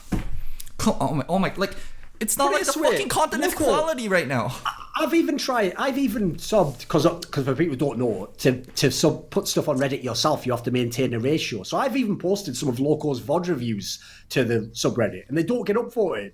Now, obviously, some people are hating on him. Now, I'm actually not meaning that as a burn. But my point there is, it's not like all esports content just goes to the top because famous people are involved. Like, it's not like every video I do goes to the front page. Mate. Yeah, no. Don't worry. Papa Smithy and LF VOD reviews don't get views either. Not just me. That's true. No, you're right. So as a result, by the way, I don't even think it's fair to pretend like, esports is skewing the sub. I actually, the saddest thing about all of this, Loco, is I don't even know if the Reddit mods themselves know this. But the extreme that they're going for has already happened. It's in Overwatch, where in Overwatch, r/Overwatch is huge. It's like League of Legends, has a massive amount of subs, but it has no esports content on there. Because the mods of that actually decided that they didn't want esports content. And so since esports content wasn't doing well, like they really do allow just random players to fill the whole front page. They made a separate subreddit. It's called Competitive Overwatch. Terrible name, by the way. Way too long, way too hard for morons who don't read to spell. Like there's too many factors that are terrible. But the worst thing about it is it means that they've just made the esports side tiny and they don't have any esports on the main page, basically. So that's the world we'll end up in if they start doing further down the line. They're like, go create your own subreddit with esports stuff. Bitch, we fucking built this subreddit. Like, and by the way, even though Overwatch League is a massive league with all that money invested, you know how tiny content creation is in Overwatch. It's depressing as fuck, mate. So if that ever happens to League of Legends, I'll just tell you right now, guys, I'll keep going because I don't only work in League of Legends. Maybe Loco and Travis and a few other people can keep going and find a way to get sponsored, get paid. But the person that'll suffer won't be us. The person that will get fucked is like Ashley Kang, who just set up a Patreon trying to run her entire business only on post-game interviews. People like Emily Rand who do interviews and then try and turn them into a whole feature, etc. These are the people who are going to get fucking punished. They're the ones who are going to lose the Reddit traffic. And what are we going to gain from it? There's just an extra spot on the front page for that Teemo thread you talked about. Don't worry, there's quality content. If you take Zaya and Rakan and you play Yumi, you can be a Team Rocket. They can all recall together. Holy shit, this is the kind of content that's getting drowned out by all these shitty esport interviews. I want more content like this, Dorian. Like, all these creative, cool content like Kaiser Azad. What would happen if Shyvana or Israel kissed Shyvana on the leg? Like, man, all these cool content don't have a space because of all this fucking bullshit esports stuff. It's I love where it's headed. I love. You remember a few months back we did that episode where we were talking about Reddit, and you were worried that I'd gone like too far. Like, oh shit, we're gonna get banned off Reddit because I was like wrecking the Reddit mods, etc. If you remember, one of the things I said then, Loco, was that what pisses me off is that I think the attitude of some of these mods is as opposed to like, is there any problems here we can fix? Everything's fine. They're like, let me think up a problem that doesn't exist right now. Our subreddit has too much esports stuff, and right, I've decided that's a problem. Now that I've established it's a problem, how do I fix that? How do I get rid of it? Right, that might have seemed, you might have thought I was like exaggerating when I said that. Just look at what's going on now. Their job, like I always say, the great thing about Reddit mods is this. You ready? You'll love this. Is that, I call them janitors. They're basically digital janitors. Now, what's great about that, Loco, is that probably upsets them, They probably get annoyed at that. And if they get annoyed, by the way, they have proved my point for me. Because you know what? A guy who works as a janitor isn't insulted that you call him a janitor. He goes, well, yeah, it's my job. I take care of sanitation and hygiene. That's what I do. I clean this area, has to be clean, so I make sure it's clean. Aside from that, that's all I do in my job. The problem is they secretly do think, Loco, that they're the gods of the Reddit and that it's their subreddit, not mine. Like, to them, I'm someone who's coming to their subreddit and I'm trying to, like, take hits and traffic and I'm greedy. They don't understand. Subreddits are content aggregators. I make content. I am the fucking God who is the genesis of the word that becomes your fucking universe. I am your subreddit. I am inevitable. See what I'm point there? Like, I am the reason your subreddit exists. Without me, there's only 500 posts like, do you think when Rumble dies, the mech should die or he should die? Like that's the sort of thread that you'd have. That's the content you'd have without me making real content. The big Reddit mod is like, I am Reddit mod. And then all your content disappears, Soren. It gets dusted everywhere. Well, here's the problem. I revealed this on Twitter. So one of the other things that's mad fucking like Orwellian about how they run that subreddit is that you're not allowed to discuss the subreddit on the subreddit. To discuss the subreddit, well, of course you couldn't discuss it on the subreddit. By the way, every other subreddit I'm aware of, Loco, I'm on like the Jordan Pizza subreddit, like fucking subreddits about Buddhism and stuff. You can make threads that are meta threads and say, you know, what do you think of the current state of the subreddit, or should we change the direction? You can't do that on the main sub. Now, the reason they want that is because they don't want any dissent. They don't want people making light of the fact they've removed content. They don't want people dissing them because they don't like their decisions. So instead, they have a separate subreddit that you have to go to discuss the main subreddit. But when you go to the other subreddit, because there's only you and the mods and the other people who care about all the abuse there, it's even easier to just be abusive. Like, if they don't like your comment, like they think you're too rude in asking why they're stealing your livelihood and taking your content off, if they think just the way you phrase it is too rude, they'll just delete your comment. Or they'll just say, oh, I'm not going to answer that. Like, I don't have to answer you. Like, that's exactly the point. They treat you like you're a hostile invader and you're fucking with them. Like, they're the victim. That's the mad thing. They can come, change a rule, create a new thing, take your content off, give you no good reason, delete all the comments saying it shouldn't happen. And if you say anything else, you're the bad guy. You're victimizing them. You're making this poor Reddit mod be abused by all these people on the internet. You're not, though, are you? So anyway, one of the Reddit mods, I've made this point in the past, because whenever everyone says, oh, surely there's something we could do about this. No, me, Travis, Richard, everyone who has been relevant on Reddit has contacted the admins. And for people who don't know, the difference between the Reddit mods is the mods are just to moderate. They are volunteers. They moderate r/League of Legends. Admins administrate all of Reddit. They are actual employees of Reddit at the top of the company. Now, when you contact admins and even tell them, as I told you in that past example, where a guy had literally accused me of a crime in the UK who was a Reddit mod, when you contact them and say your mods are literally being abusive and like totally unfair, what they actually say is, because they are volunteers, we give them a lot of leeway. Now, the mods themselves know that, Local, because one of the main League of Legends mods, when asked about the role of mods, he basically is someone who isn't like a political guy. He's not the guy who's trying to be super nice. He's one of the mods who just comes in when he's pissed off and just goes, fuck you guys, I do whatever I want, metaphorically. So what he said was, he said in a comment on League of Meta that within, I can't remember the wording, but the gist was, within a subreddit, the top mod is essentially an all-powerful god. He described himself that way in public. That's not even the thoughts going on in his brain right now. He actually thought to himself, this will be fine to say out loud. You know why? Because he has ultimate power. Nobody can hold him accountable. Think about it, right? Even a politician has to lie to you that he's doing something for your own good, because he at least needs your vote. He at least needs public support. These guys don't have to be supported by anyone. They don't need anyone's permission. They can do anything they want, and all you can do is suffer. That's it. Well, it's enough of a rant there. Not bad, was it? It's the Reddit mods world. You're just living in it, Doran. We just live in it. That's the problem.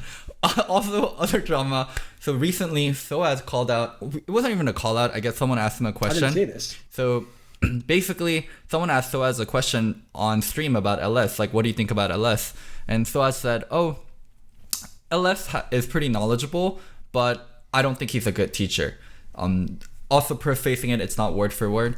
And LS has been under a little bit of scrutiny recently because of the G2 KT generic statement coming back and biting him now that SKT is losing. And also he predicted SKT to win MSI, and it's not going that well for SKT. One quick aside. Everyone who goes in on LS now about like laughing, like ha ha ha, SK Telecom, etc., Team Liquid, ha ha, Why are you laughing in Papa Smithy's face? He was trying to gaslight you all those few episodes ago that there's like this spectrum of styles. Atlas was telling everyone about how SK Telecom, no one's flaming them, are they? That's because of the tone that they do it in. Since they just do it as the most nice guy ever, man, people don't react to that. The problem is, to be fun and spicy, you have to put a bit of the flavour in. So anyway, that's just an aside. Keep going. So well, I think that is a great point. That's just what happened, and it became its own Reddit thread, and it got upvoted. I think LS is smart about the game, decently smart. I'll straight up say it. I think I'm smarter, but one thing LS is incredibly smart about is how he portrays himself publicly and kind of the statements he makes. We're fucking talking about LS so much on the show, and my viewers ask about LS so much because of the kind of statement he makes and because of how he portrays himself. I think there's so much analysts that are as smart as LS, or even smarter. But they don't get the kind of viewership and they don't get the kind of opportunity that LS does because they don't... And like I said, they don't make the comment. Like, some of them think it privately, but they don't say it publicly. They don't have his flair and they don't have his showmanship. And that's what makes LS LS. And people can complain about it all day, but you're talking about LS, you're doing exactly what he wants, and he's successful because of it.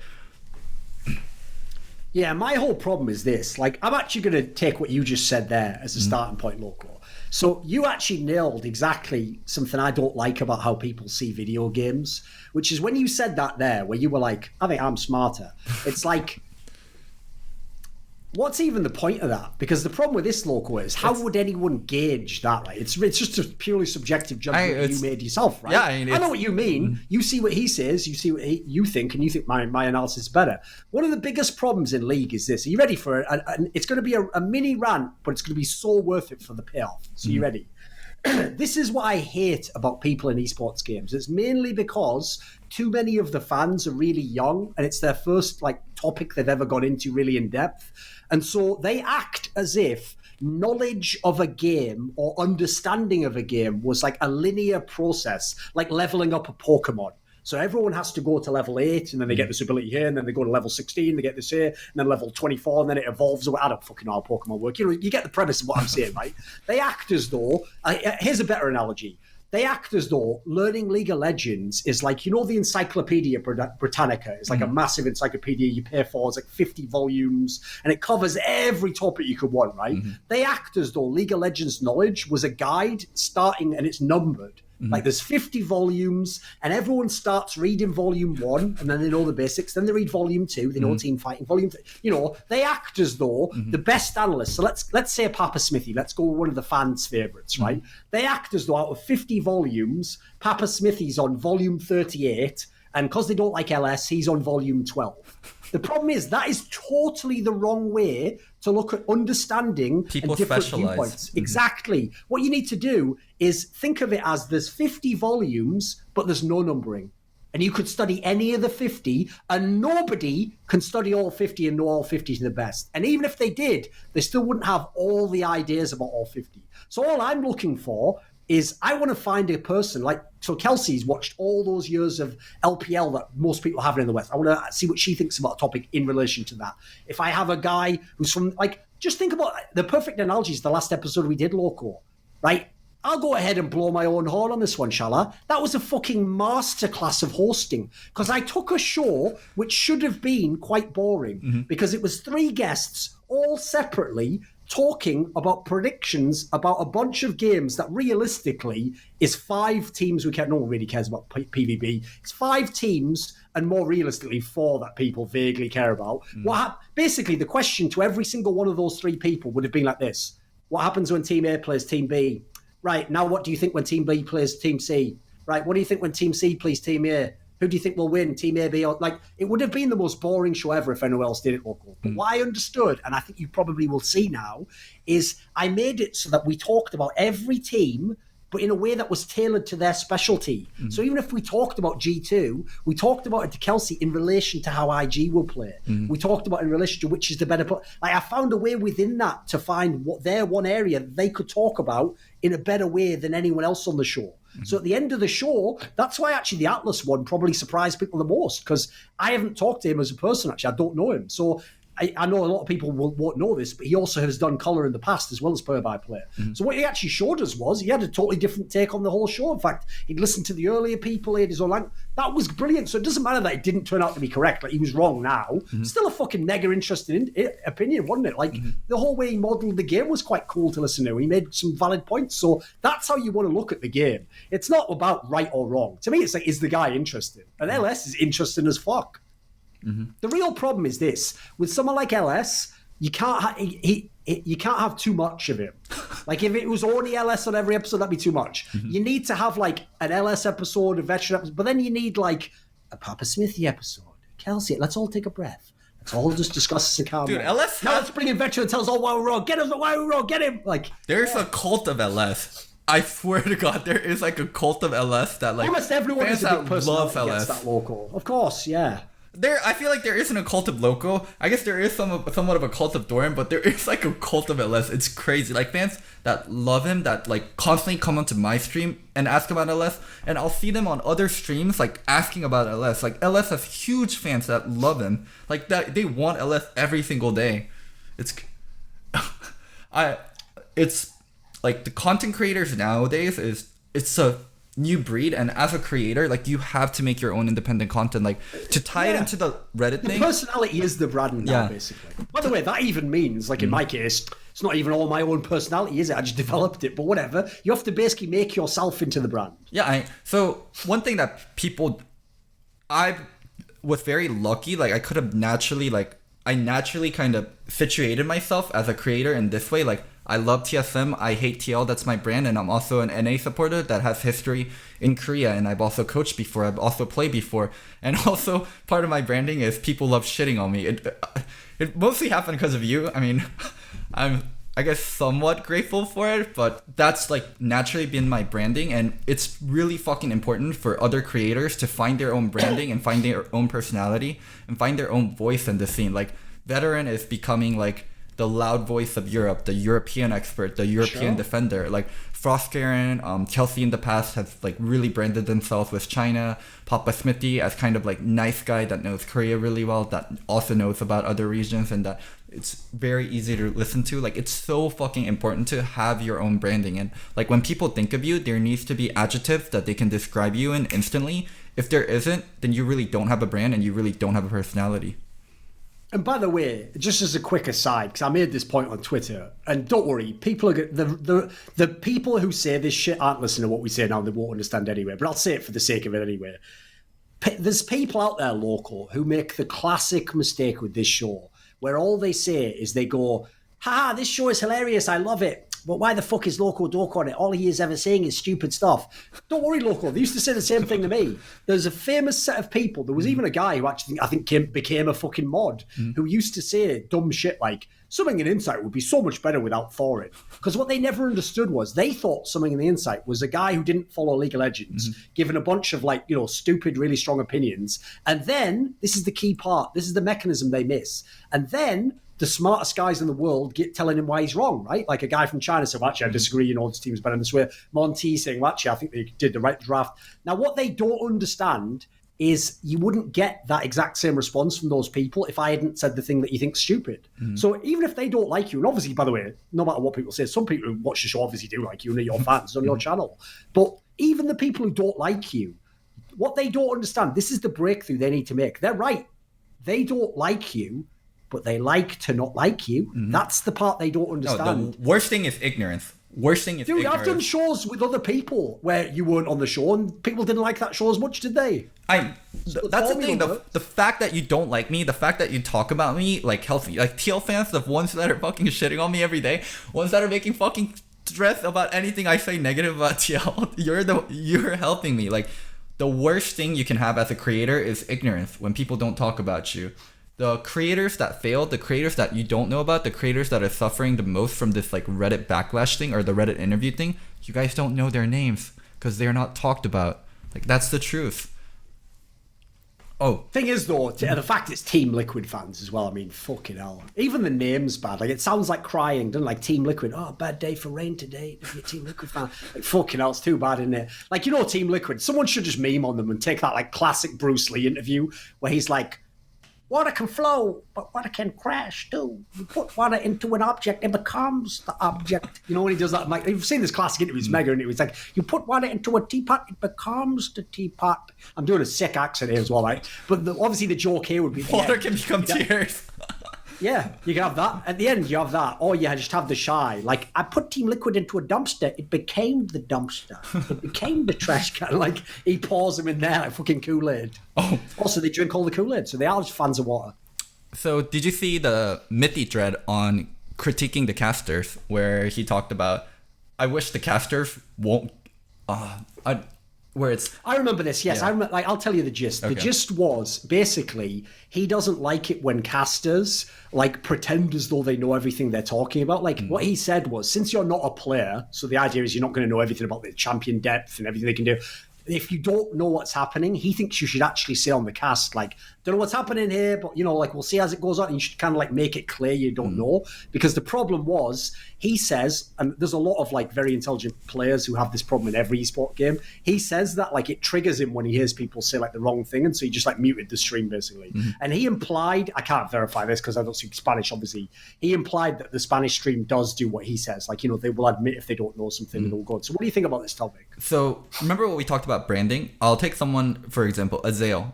When I think of Azael, I think someone incredibly smart about the game, someone very analytical, and someone I respect a lot. And then my thoughts on Azael changed a little bit when it came to MSI, because he didn't know that much about the other regions, and he said stuff that were wrong about the other regions. And when your brand individually, like in the regions itself, like I'm sure there's someone in EU that's kind of like Azael, where they're very analytical, they know a lot about the European teams and a lot about the European meta, and they speak as an expert. And then you take him to international, and that person can't have the same kind of branding and can't have the same kind of personality and speak the same way. And I think that's kind of what's happening for MSI, where you get all these regional experts, and then you put them together, and then you get them to speak like an expert, and they sometimes have to speak like an expert on things they don't know very much about, and they can either go break the branding and be like, I don't know too much about this, or bullshit, and they're going with bullshit, and that's where it's faltering. Yes. Yeah, you've nailed it exactly. Because here's the problem with this is there's two approaches that should have been done, in my opinion. One is if you're going to, like, basically there's two ways you could look at it like this, Loco. You either want to have the best knowledge base for the cast or the best cast.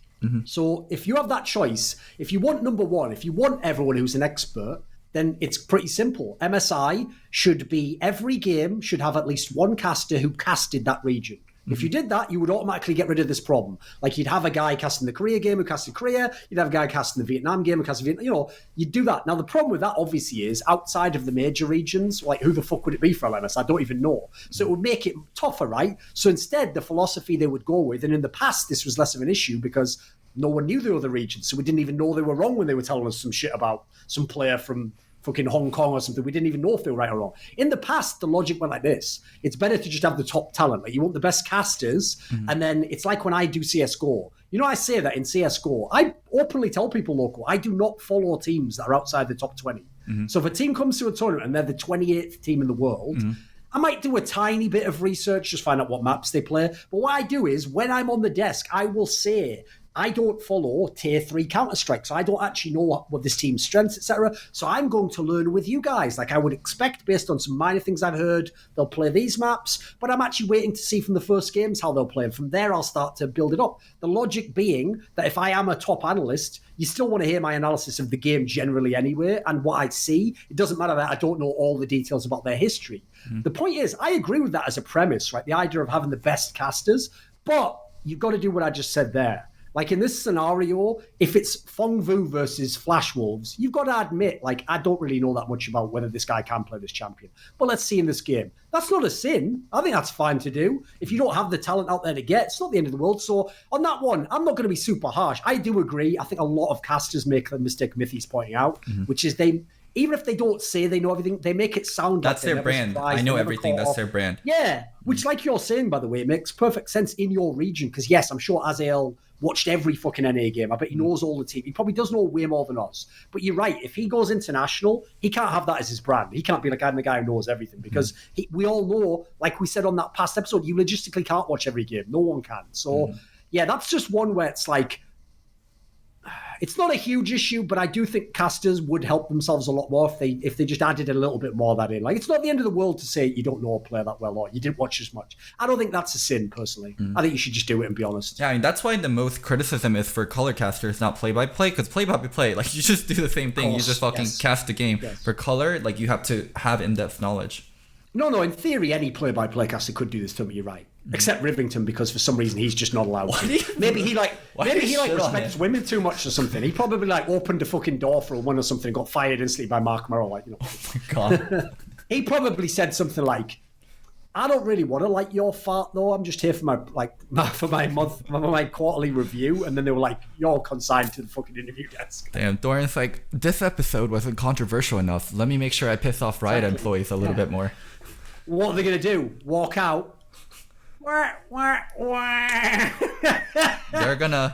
it couldn't have been a nicer set of people, could it? Who would have guessed that a company who chose as a symbol to brand and represent themselves a red, angry fist, smashing down on someone and oppressing them? Who would have thought that company would turn out to be a bunch of fuckheads? Doran, if you keep doing this, you're not going to be allowed on Riot broadcast. Why don't you tone it back a little?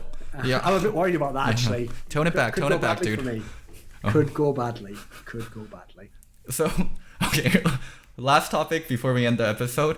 Riot Games with their SK Telecom-esque misread on the global meta of gender equality there. Anyway, keep going. Do you think TL... I'm like Fungu Buffalo. I just get in there. I start making fucking action happen. I'm talking to everyone. If this bitch don't want it, she can get it anywhere. It's like, I'm all over the place with it. And you know what? I don't always close the game out. My macro isn't that safe. But you know what? If I get enough of a lead early on, game over. Do you think TL makes it out of groups this MSI? And if they don't make it out of groups, do you think they'll make replacements for summer? I do think they'll make it out of groups. Remember, like, top four obviously make the playoffs. Sure, they've lost the Flash Wolves, so there is now a window open, as you're alluding to, that they could lose.